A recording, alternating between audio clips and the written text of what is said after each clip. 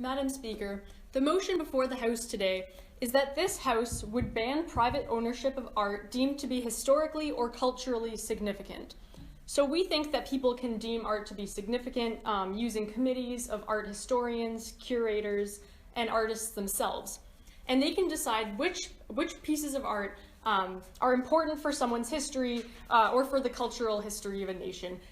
So for example, if a new Van Gogh painting or something like that goes on auction, the government would be the only party allowed to bid on it, and they would bid on it at market price. So no one would be harmed by them intervening. And the government would also presumably be able to buy back paintings that are in private collections that they think should be in the public domain. So our arguments today are going to be that art should be accessible to everyone. Art ceases to be historically significant when you take it away.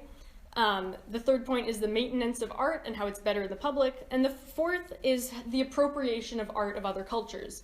So we believe that art should be accessible to everyone.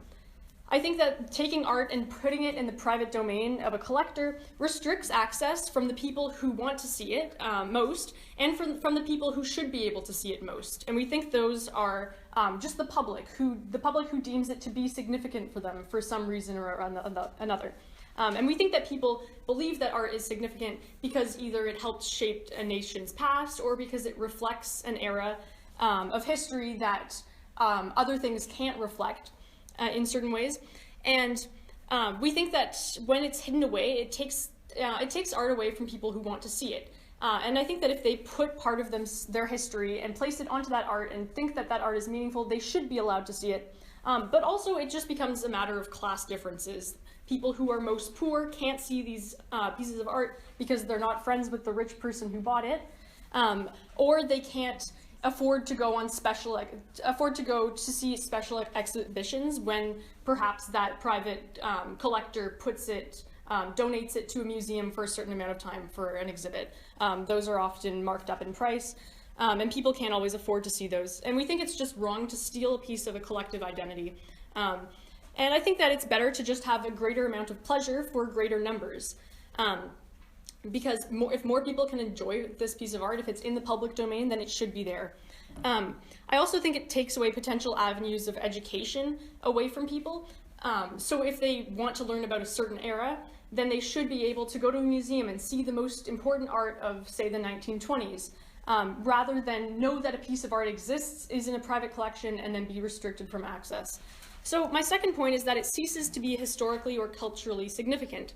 I think that art ends up losing its value forever because eventually people are just going to stop remembering that it exists, or stop connecting a piece of art to a certain historical period or an event, and eventually it'll just be a private piece of art in a private collection, and I think will lose its value because no one will connect it to anything bigger than just being a private piece of art, and eventually people forget about it.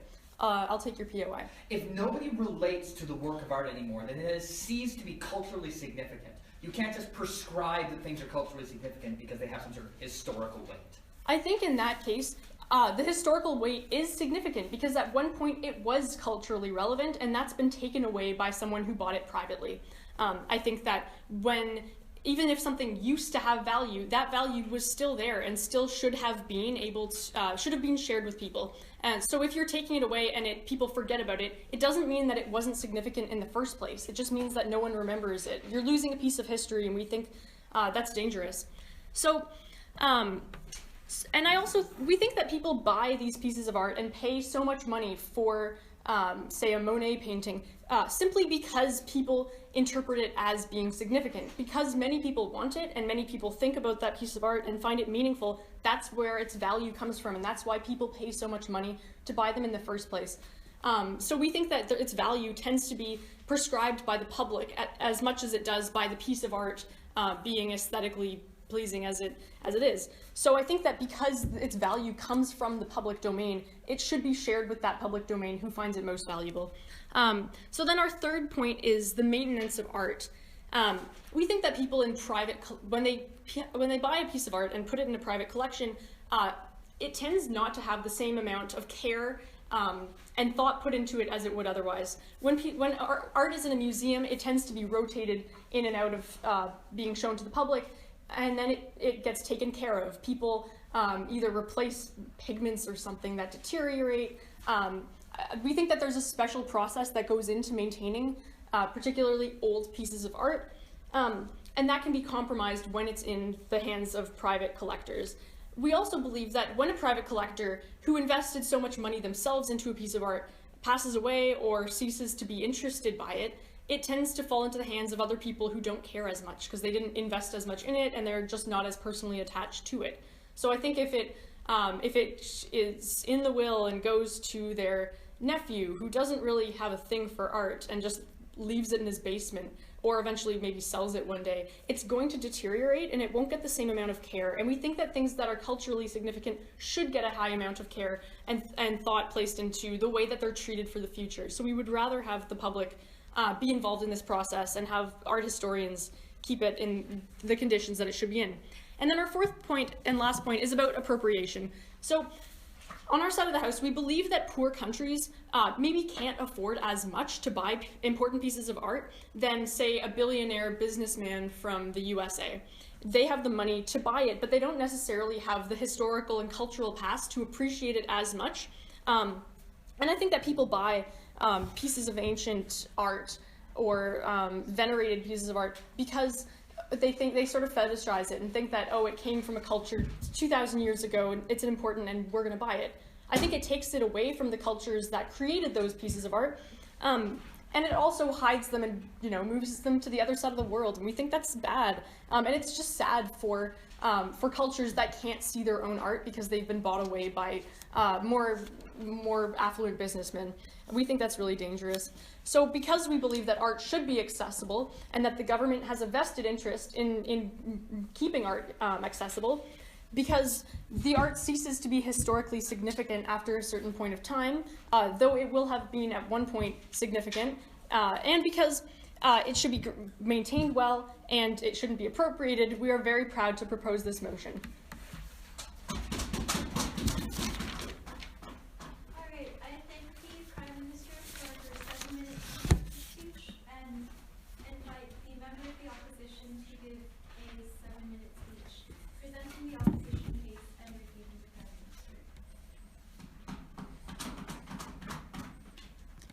All right, so I'm going to introduce 3 constructive points for you today and go through a point-by-point rebuttal of what we've heard from side government thus far.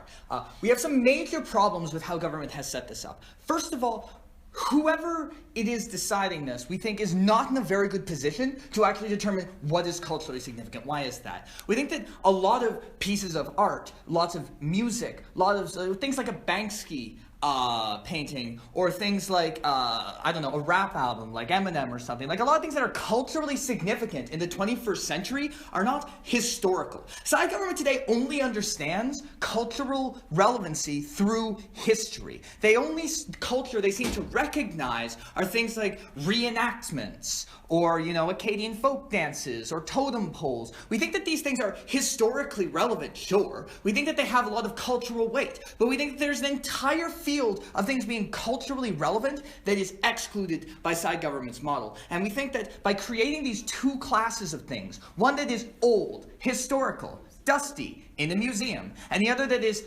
alive, flows with the market, is chosen by people and not by their government, we think that the latter is the actual meaning of something that is culturally significant. Cultural significance is not prescribed by history professors.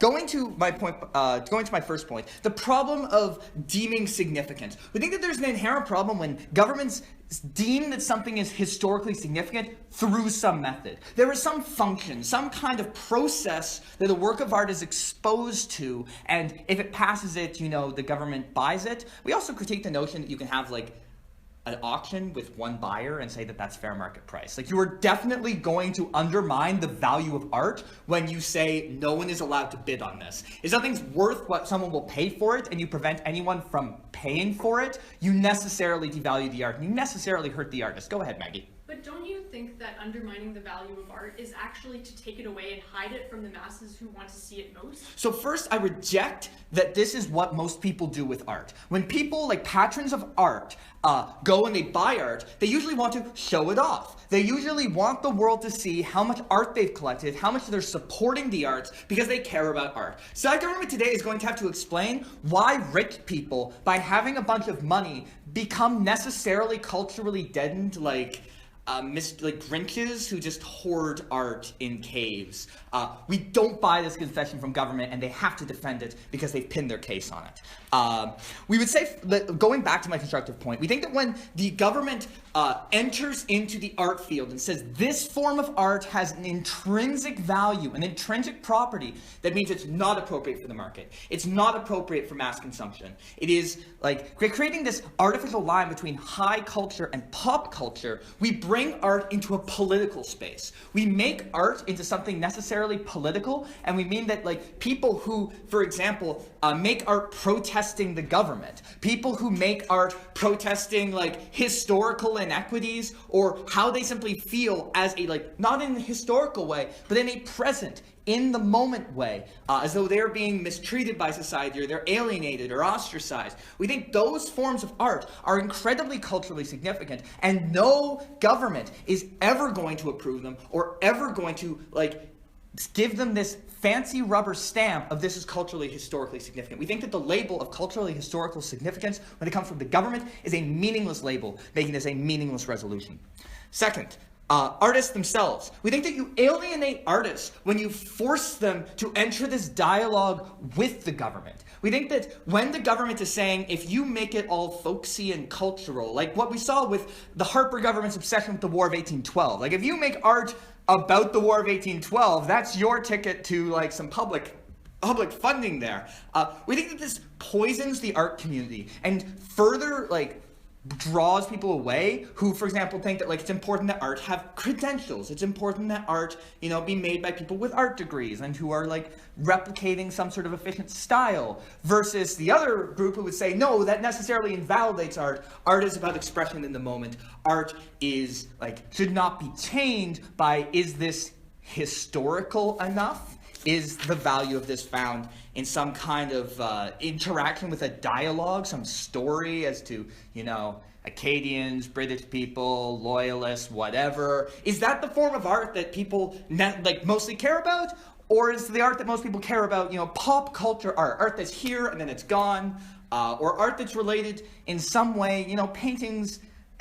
This whole notion that that these people are going to hoard away paintings, I think comes back again when we consider that understanding like the history of painting can be done using web images of a painting rather than, you know, necessarily having to go see the painting.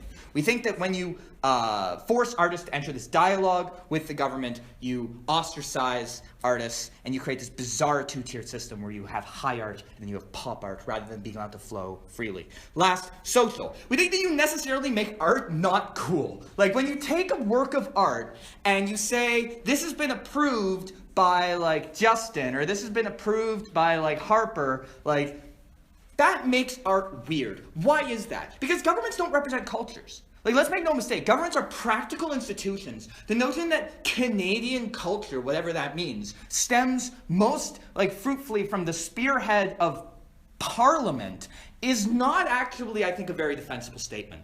It's the people of a nation who choose art and value art, and the best way for them to express that value is through the free market, where people can, you know, buy art if they care about it, buy copies of something if they consider that album or that print or whatever to be culturally valuable. That's how something's determined to be culturally valuable, not some bizarre board of art experts who think that it's really nice when people do, you know, replications of the Group of Seven or something, some sort of dated art, some art that's necessarily anti-modern. Going to some point-by-point rebuttal. We first heard about how it should be accessible. Once again, we simply reject this. We reject the notion that when people buy art, they hoard it away for themselves. We find that notion to be quite strange. We think they're going to have to defend it.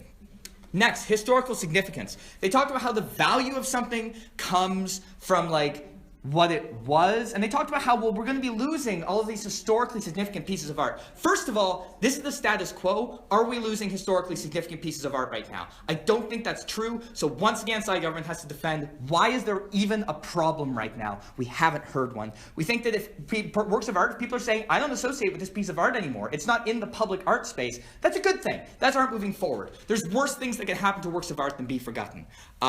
Next, maintenance. We just reject this. We think if you buy a work of art, you're going to maintain it because it has value or else you can't resell it. And then appropriation. This means more money for poor nations, and that's fundamentally a good thing. For all those reasons, we proudly oppose. Thank you. I thank the member of opposition for his speech and call on the member of the Crown to do a 7-minute speech refuting side opposition and rebuilding the Prime Minister's case.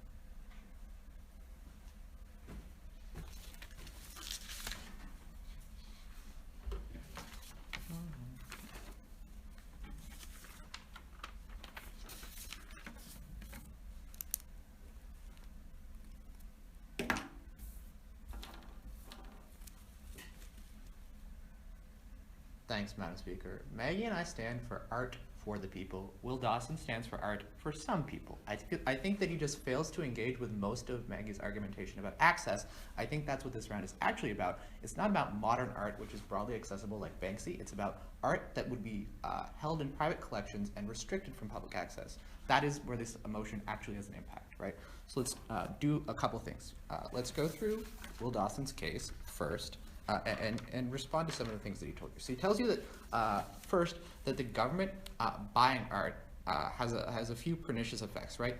They're not going to purchase art at its market value. So I think that's just not going to happen, right? We could actually evaluate a piece of art absent an auction, just in the way that it normally happens, in the way that people normally confer value to things. I don't think so. I think you could also have an auction, like a mock auction, where people bid on a piece of art and then the government purchases at the value of the winning bid, right, on their behalf, right? I think that there are a number of mechanisms to resolve this problem. Moreover, I think that it's not even a huge problem, right? The value of art is not derived from its market value. It's derived, in this case, from the cultural and historical value that Maggie tells you about. I think there's a disconnect. So even if I think Will Dawson is correct and art is going to be purchased at a lesser than totally accurate market value, we're okay with that because I think the benefit on our side of the house is that art is more accessible and that cultural value and that historical value is maintained. Not at this time, right? So he tells you that the government won't buy art, critical of the government. So I think that like most of the time when art becomes culturally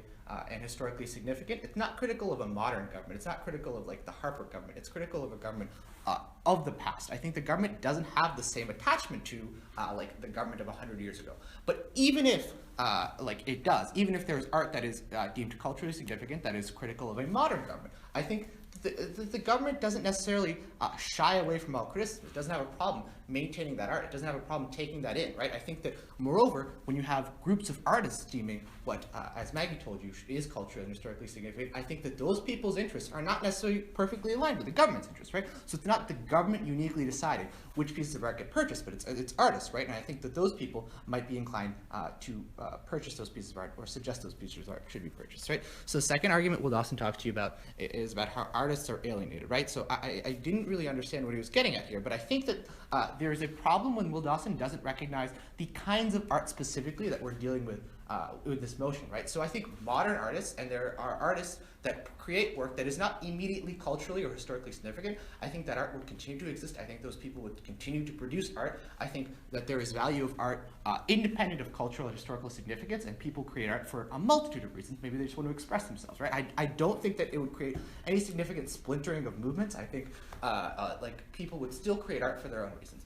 But you would disagree, Will Dawson. Why does the government decide what is culturally relevant and important to me?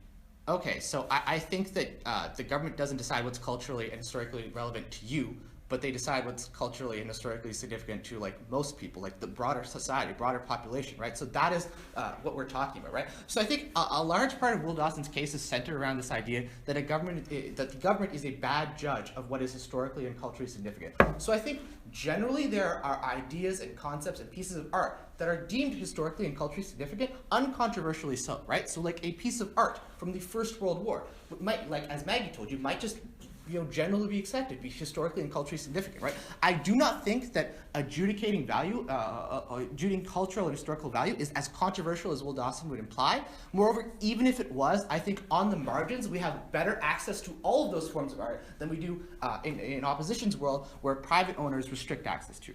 Okay, so the last idea he talks to you is about social consequences, how artists are practical, and how people choose art, and they do so in free markets, and that kind of is where value is conferred, right? So I think that free markets for art still exist on our side of the house. It's just that art that is uniquely culturally valuable is now more accessible, right? I want to talk to you about Maggie's arguments now.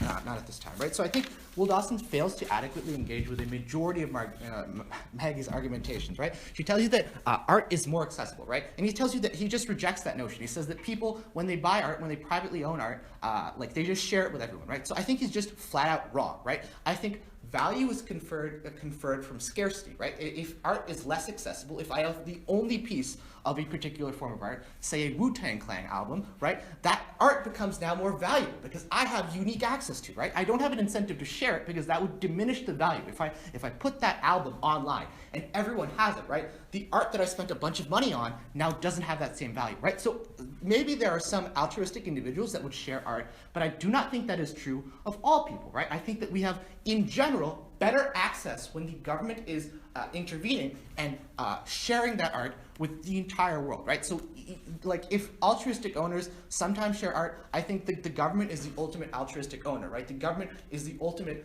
individual that would share art with everyone, right? They don't have an incentive to hoard it in the same way that private owners do, right? So what else does Maggie tell you? Maggie tells you about the loss of value. That like sometimes we're gonna lose literally value when it's restricted from people, when it's held in a private collection, when it's not shared openly.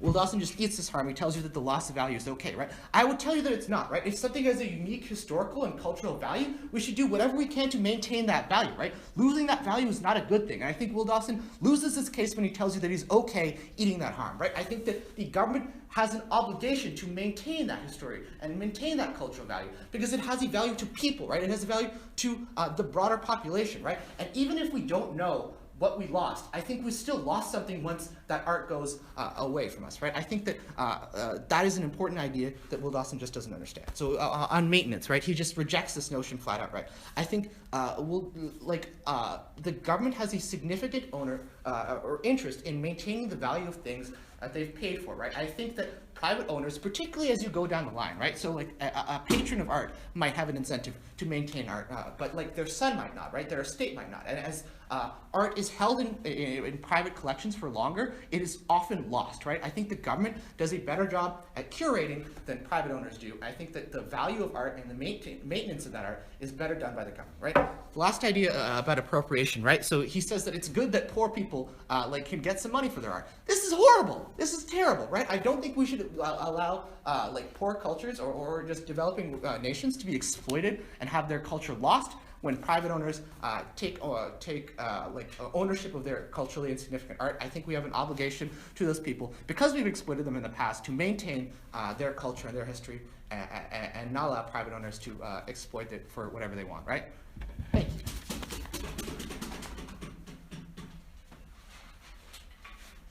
I thank the member of the Crown for 7 minutes speech and invite the leader of the opposition to make a 10-minute speech, repeating the representatives regarding the platform and summarizing the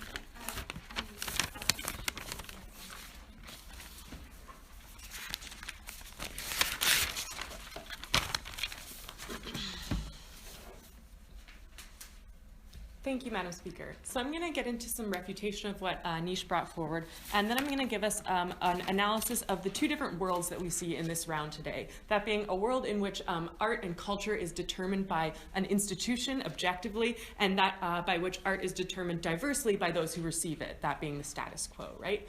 So I think the fundamental problem with government's case today is that we get a rather flat analysis of what the meaning of accessibility actually is. Because I think all they actually give us on on side government is the idea that accessibility means that you can walk into a museum and see something, right? But I think the problem with this analysis is it relies on the fact that the government is going to be choosing works that are widely representative of a diverse group of people. Because recognize the fact that if you have a small group of people determining what is culturally significant, they have a necessary bias and they're going to choose art based on that bias, which means that the art that is going to be accessible to a group of people is based on the opinions of this smaller group of people, right? We think that this is like exactly counter to the definition of accessibility. So let's talk about what Anish told us.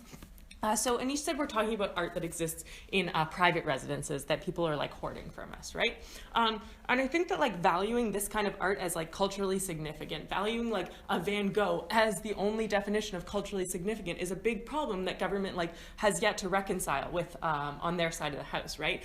Because I think this like necessarily undervalues other kinds of art when you say that like this is the only kind of art that the government is going to be interested in acquiring because Banksy is already accessible to them, right? And I think Banksy is only accessible to them because the government isn't deciding that like there's a certain institution that determines what art is culturally significant, right? Because I think when you say this is the art that's culturally significant, you're always implicitly saying this other kind of art isn't, and I think that's the art that's mostly in danger in society today, right? So I think when you have an institution that are the deciders of culture, that's like harming another group of artists, right? So then he talks about how culturally significant art is not usually critical of the government, it's usually critical of a past government. So first of all, I think this is just untrue, and I think this falls into their like misunderstanding of what art actually, or what like meaningful and controversial art is in society, right? And then they said that like, okay, but on the other hand, the government can take criticism, so they can still like acquire art that is critical of a modern government, right? But I think the problem is when you take protest works of art and art that is counterculture and you appropriate it by this institution, it necessarily undermines the value of this art, right? It takes away the right of the artist as not wanting to exist in a dialogue with these kinds of institutions. If you're an artist who genuinely believes that art credentials harm the value of art, and then an institution decides that your work of art is culturally significant, I think that harms the meaning of your art, right? And I think you probably wouldn't be a fan of that. Then they said that this institution can decide what's significant to most people. And Nish says, we want to decide what's significant to most people. So I think what he's saying is that this kind of art is always going to favor mainstream culture. And I don't think mainstream culture is in danger in the status quo, Madam Speaker, right? I think the kind of art that's in danger is the kind of art that is going to be further driven underground by side government's model. Then we heard about how there's some art that's like uncontroversially significant. And I think this is probably true. And I think this art is never really going to be in danger of like not being seen by people because it's not very controversial, right? So I think that like we don't want an institution that just sits around and picks work that is uncontroversially good, right? That people just like because it doesn't like make any bold statements about society. I think we want to choose works of art that are like asking important questions of society, that are calling into question institutions and government. And I don't think these institutions are likely to choose them, and if they are, I think that harms the meaning of these works of art. So then we heard about we heard more about accessibility from Anish, and he defended this understanding of accessibility that Maggie gave us. And I don't think that one group of people deciding what is significant to culture makes it in any way accessible to people, right? I think that this is most likely to harm like minority groups who are creating art, because I think like it's unlikely that these groups are always going to be equally represented on these committees, and therefore that they're going to continue to be accepted. Yes? Emma, that group isn't meaningfully different in our world than yours, but some art that would be restricted in private collections is now accessible. How are you changing the status quo?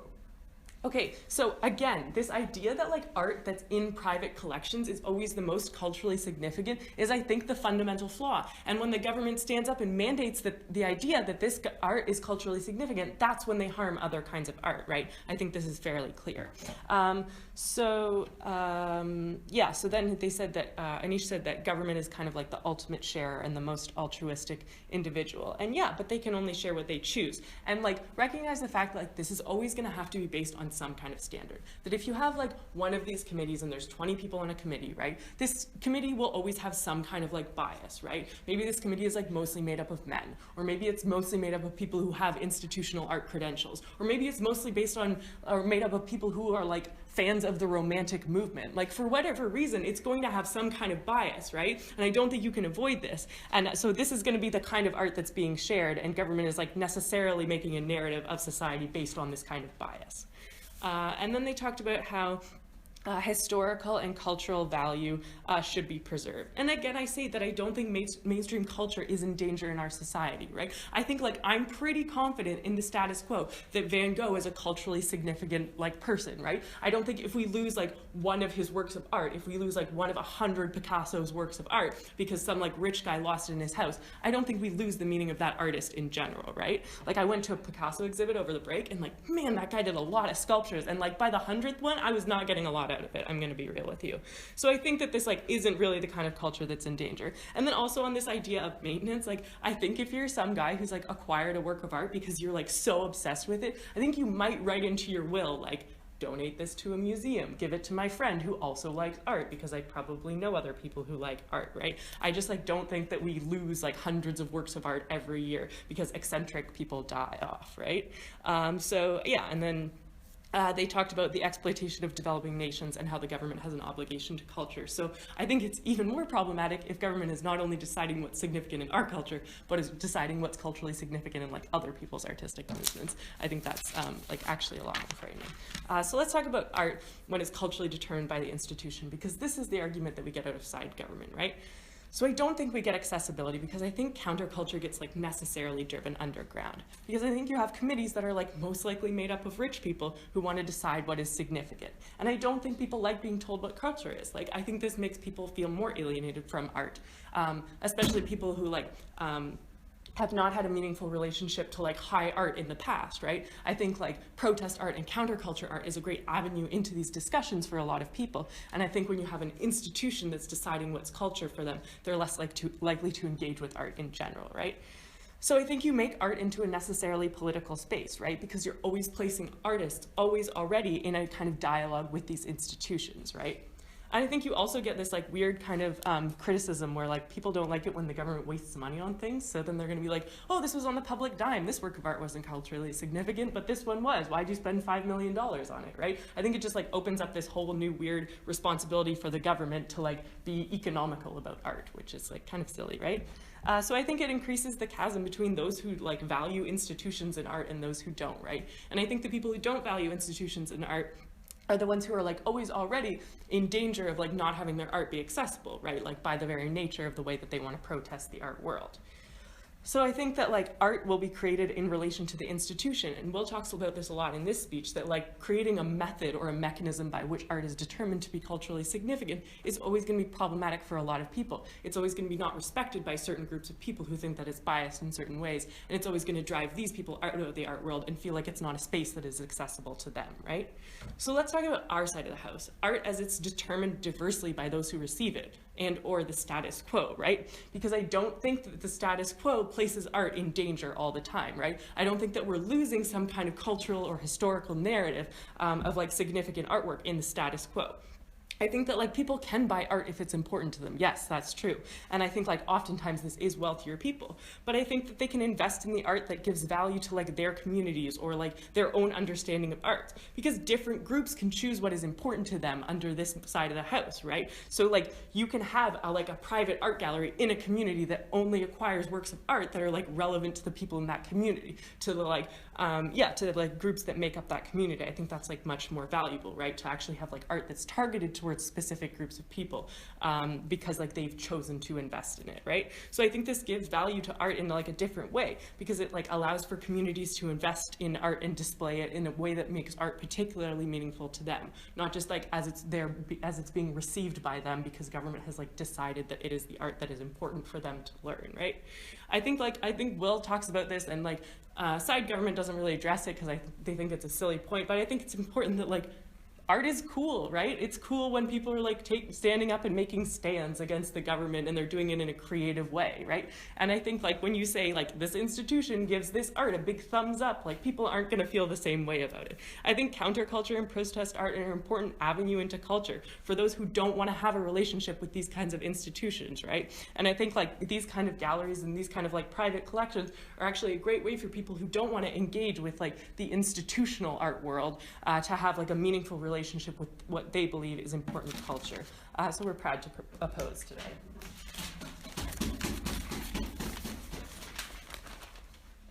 I thank the leader of the opposition for her speech and call on the Prime Minister to give a 3-minute speech summarizing the governor's views. Okay, so I have 3 questions for us today. Who gets to see this art, status quo? Who values art? And will this harm modern art? So I think that opposition would rather have no art than some art. We would rather take some art out from underground and show it and have some tangible good on our side of the house. So I think that status quo, people who get to see art that's historically significant, are people who are very rich, who can afford to invest in these types of arts, and who show them off. Will says that they will show them off to the public. I don't buy that. I think that they show them off to their rich art collector friends in small circles and keep it hidden from those who want to see it most. So my second question, who values art? I think that when the government values art, it doesn't really do much tangible harm. The government funds lots of things like symphonies. The government sometimes doesn't fund other forms of art like buskering in public squares. Yet still people buy into more modern types of art. People still go to see rock concerts even if the government doesn't fund them. I don't think that we're in any, there's any tangible harm to the government funding certain things. I think that just keeps like a healthy balance because the public generally wants to see more modern forms of art anyway. And I think that in terms of all the biases that committees can have, okay, we can have artists, curators, historians, and then public representatives or representatives of alternative art forms. I think that you will still get representation in that way. And I think that, sure, nothing is perfect. This committee may have biases, but I still think that having a couple of biases, but having more art that is historically significant and having more people be able to see it is broadly a better good than opposition shows us the status quo is right now. So I think that the people who value art the most are the people, and Will says that should be expressed through the free market. I don't think that the free market is ever free. The free market tends to just like give a lot to some people and take away a lot from a big group, and I think that's really bad. So I also think it's really bad when people forget that art is important. I think that history should be remembered, and when you lose a piece of your identity, that's a terrible thing. When like World War I artists making representations of the front have their art bought by private collectors because it's really interesting and really historical, when that's lost from the public domain, you lose certain thoughts about history, like war is bad or war is sometimes good. I think it's bad when we lose that. So will this harm modern art? I don't think so. Modern art is very recent, so its cultural significance often just hasn't really been determined yet. And also, modern art is very reproducible. People see a lot of it. I'm not really scared that Britney Spears albums are going to disappear anytime soon. I think that like prior eras didn't have the same trend of reproducibility. So like Monet only made one water lily painting or whatever. And that's bad when that disappears. And I think it's harder for private collectors to buy exclusively modern art. And when they do, the public is outraged. Like the man who bought the Wu-Tang Clan album, it was the only one ever made and the public can't have it. The public was outraged. So I think the public should also be outraged about historically significant pieces of art as well. So for all these reasons, we are very proud to propose